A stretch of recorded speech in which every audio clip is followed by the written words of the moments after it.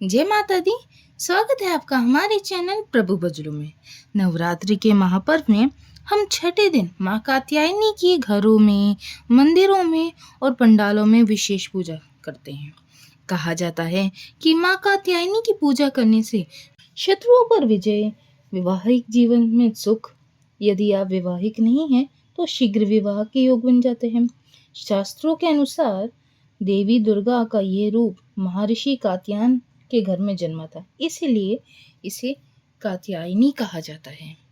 इसीलिए अगर आपने व्रत ना रखा हो और पूरे भक्ति भाव से इस दिन माँ कात्यायनी की कथा या आरती भी करें तो माँ खुश हो जाती हैं।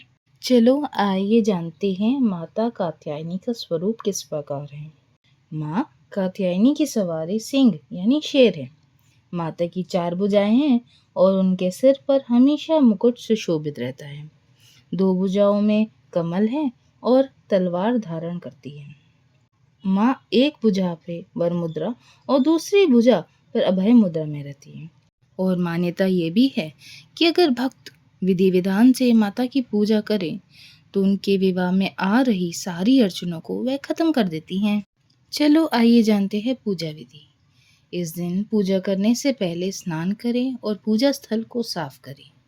पूजा स्थल पर गंगा जल का छिड़काव करें। कमल का फूल हाथ में लेकर माँ कात्यायनी का आवाहन करें। इसके बाद माता की पूजा करें और माँ को लाल फल, फूल, अक्षत, कुमकुम और सिंदूर अर्पित करें। घी या कपूर जलाकर माँ की आरती करें। माँ के मंत्रों का उच्चारण करें। चलो आइए जानते हैं माता कात्यायनी का महत्व। माता कात्यायनी को फल देने वाली देवी माना जाता है। मान्यता ये है कि माँ की आराधना से वैवाहिक जीवन में खुशहाली आती है और शीघ्र ही विवाह के योग बन जाते हैं अगर आप अविवाहित है तो। कहा जाता है कि ब्रज की गोपियां भी भगवान कृष्ण को पति रूप में पाने के लिए यमुना तट पर माँ कात्यायनी की पूजा करती थी।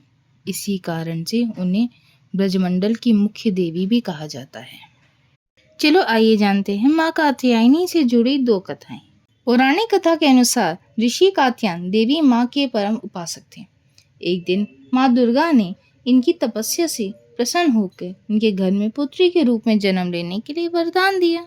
ऋषि कात्यायन की पुत्री होने के कारण ही देवी को माँ कात्यायनी के रूप में कहा जाता है।